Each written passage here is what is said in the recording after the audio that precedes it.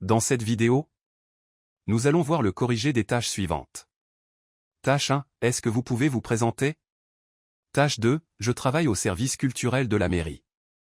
Vous souhaitez vous informer sur les activités culturelles, activités sportives, manuels, musées, spectacles, etc. de la ville, vous me posez des questions, activités, fréquences, tarifs, durée, etc.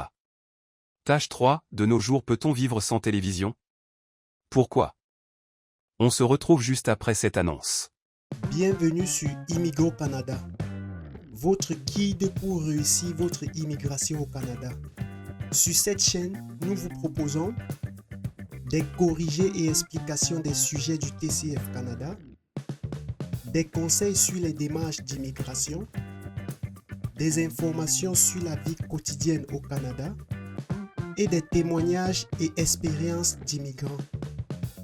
Abonnez-vous et préparez-vous à réaliser votre rêve canadien avec nous. Nous vous remercions. Bonjour à toutes et à tous. J'espère que vous allez bien. Aujourd'hui, nous allons vous proposer une simulation de l'épreuve d'expression orale du TCF Canada. Suivez attentivement. Merci de vous abonner, liker et partager.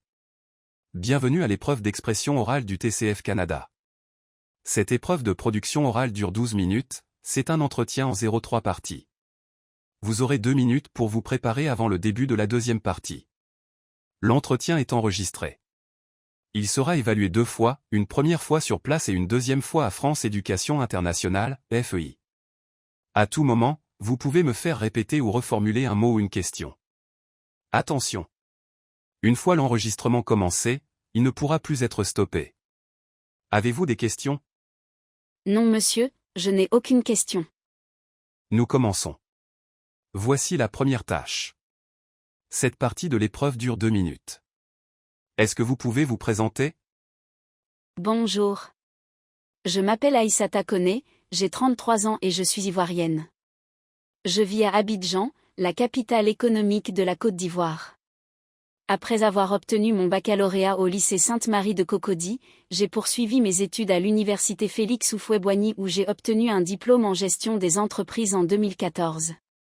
Depuis la fin de mes études, j'ai travaillé comme chef de projet dans plusieurs structures, où j'ai participé à la mise en œuvre de projets dans les secteurs agricoles et d'infrastructures urbaines. En dehors du travail, je suis passionnée par la lecture, surtout les ouvrages de développement personnel, et j'aime aussi jouer au tennis de table pendant mes temps libres. Ma couleur préférée est le violet. Je suis une personne motivée, proactive et j'aime collaborer avec les autres pour atteindre des objectifs communs. Je m'investis aussi dans des activités bénévoles, notamment dans des actions éducatives pour les enfants issus de milieux modestes. Je suis mariée à Kofi Koné, mon époux que j'aime profondément. Notre union repose sur l'amour, la confiance et un grand respect mutuel. Nous avons le projet d'immigrer au Canada, afin de donner une nouvelle orientation à nos carrières et d'offrir de meilleures opportunités à notre future famille. Je vous remercie. À présent, nous passons à la tâche 2. Cette tâche dure 5 minutes 30 secondes au total. Vous allez recevoir un sujet. Vous devez me poser des questions pour obtenir des informations. Vous avez 2 minutes pour préparer l'entretien. Vous êtes autorisé à prendre de courtes notes si vous le souhaitez. Tenez cette feuille de brouillon. Vous ne devez pas écrire sur le sujet. C'est vous qui parlez en premier et c'est vous qui conduisez la conversation. L'entretien doit durer 3 minutes 30 secondes. Vous pouvez demander plus de précision ou faire répéter des informations.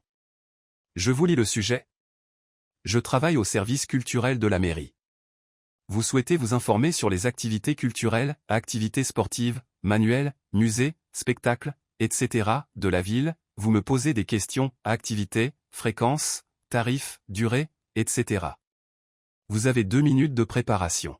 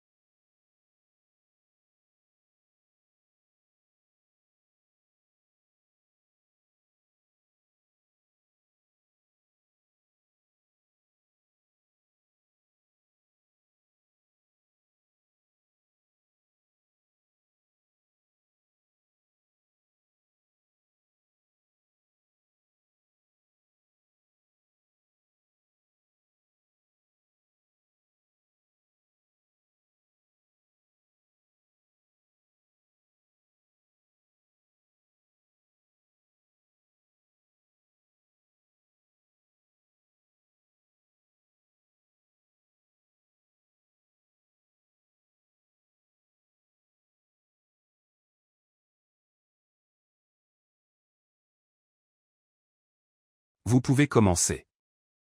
Bonjour, je suis ravie de pouvoir m'entretenir avec vous du service culturel de la mairie.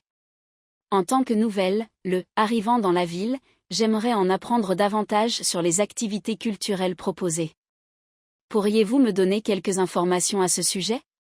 Quels sont les principaux types d'activités culturelles et artistiques organisées par la ville, théâtre, musique, danse, arts visuels, ateliers manuels, etc.? Les activités comprennent le théâtre, la musique, la danse, les arts visuels, et des ateliers manuels. À quelle fréquence ces différentes activités culturelles ont-elles généralement lieu, hebdomadaires, mensuelles, saisonnières? Ces activités ont généralement lieu de manière hebdomadaire ou mensuelle, avec des événements saisonniers également. Où se déroulent la plupart de ces activités, salles de spectacle, musées, centres communautaires, espaces publics? La plupart des activités se déroulent dans des salles de spectacle, des musées, des centres communautaires et des espaces publics. Quels sont les tarifs pratiqués pour y participer? Y a-t-il des réductions ou des gratuités pour certains publics? Les tarifs varient, mais il existe souvent des réductions ou des gratuités pour certains publics, comme les enfants ou les seniors.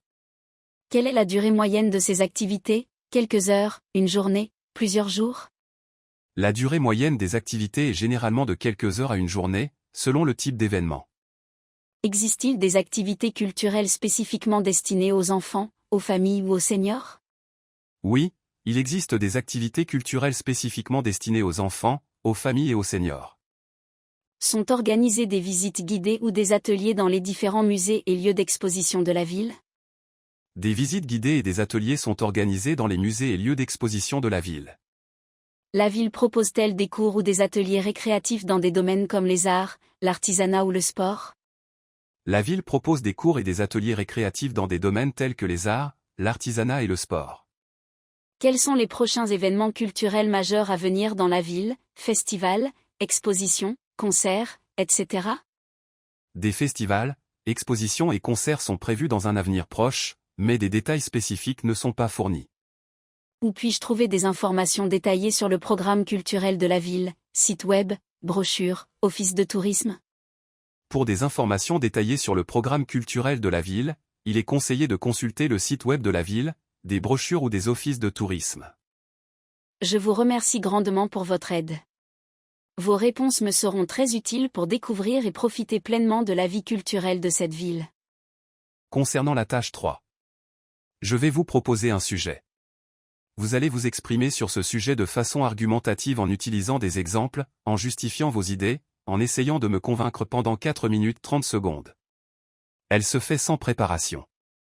Voici le sujet. De nos jours, peut-on vivre sans télévision?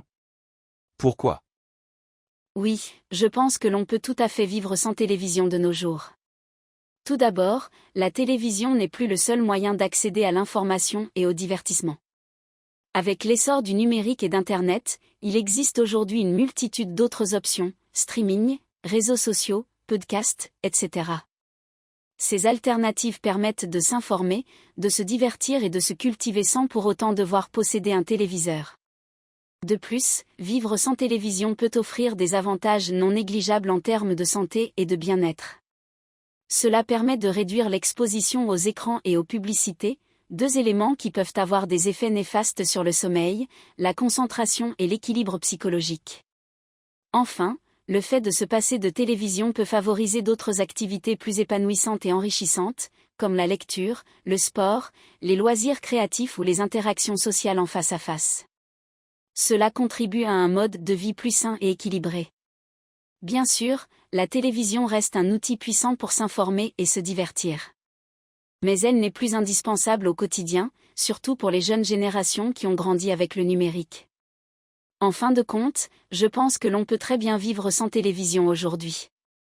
Cela demande certains ajustements, mais les bénéfices en termes de qualité de vie peuvent largement compenser cette absence.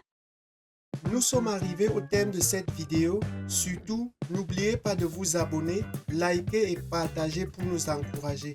À très bientôt dans les prochaines vidéos. Bonne chance.